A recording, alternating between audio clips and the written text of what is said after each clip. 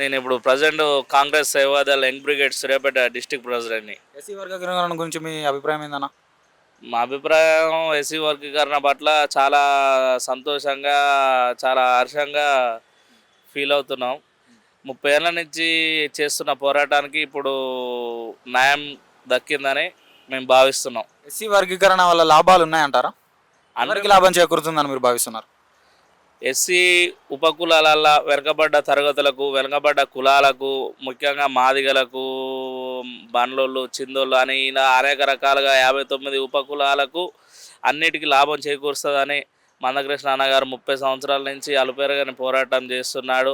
ఆయన పోరాటానికి ప్రతిఫలం ఇప్పుడు దక్కిందని మేము ముఖ్యంగా మా మాదిగ జాతి, నేను ఎక్స్పెషల్లీ నేను ఒక మాదిగని, ఎస్సీ మాదిగ, మా జాతికి ఎంతో లాభం కూరుస్తుందని, మా జాతికి ఎంతో ఇదవుతుంది, మా జాతి బాగుపడుతుందని మేము నమ్ముతున్నాం. దీనివల్ల మాలలు నష్టపోయే అవకాశం ఉందంటారా అన్న?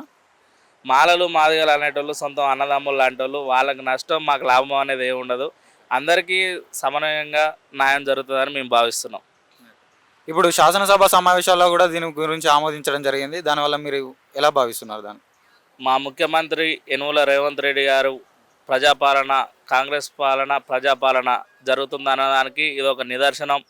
ఆ మేనిఫెస్టోలో పెట్టిన ప్రకారం ఎస్సీ వర్గీకరణకు అనుకూలంగా తీర్పు రాగానే ముఖ్యమంత్రి గారిని దాన్ని ఆహ్వానించి వెంటనే నేను ఏబిసిడి వర్గీకరణ అసెంబ్లీలో తీర్మానం చేస్తామనడం చాలా మా మాదిగ జాతి కాంగ్రెస్ పార్టీకి ఇంకొక వెళ్ళకాలం మేము కాంగ్రెస్ పార్టీకి అండగా నిలబడ్డా కాంగ్రెస్ పార్టీ రుణం తీరదు అని మేము భావిస్తున్నాం. ముఖ్యమంత్రి రేవంత్ రెడ్డి గారికి ప్రత్యేక ధన్యవాదాలు తెలియపరుస్తున్నాం.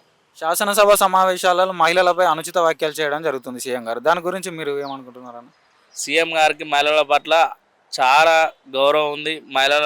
ఇద్దరు మహిళలు మా క్యాబినెట్లో మంత్రులుగా ఉన్నారు, సీతక్క, కొండా సురేఖక్క. ఇదే టీఆర్ఎస్ గత ప్రభుత్వంలో 10 ఏళ్ళ నుంచి 8 ఏళ్ళు మహిళా మంత్రే లేరు. లాస్ట్లో సబితా రెడ్డి గారు మా పార్టీ నుంచి తీసుకొని వాళ్ళకి ఇచ్చారు. టీఆర్ఎస్ పార్టీకి వాళ్ళ వ్యక్తులకు లేదు మహిళల పట్ల గౌరవం.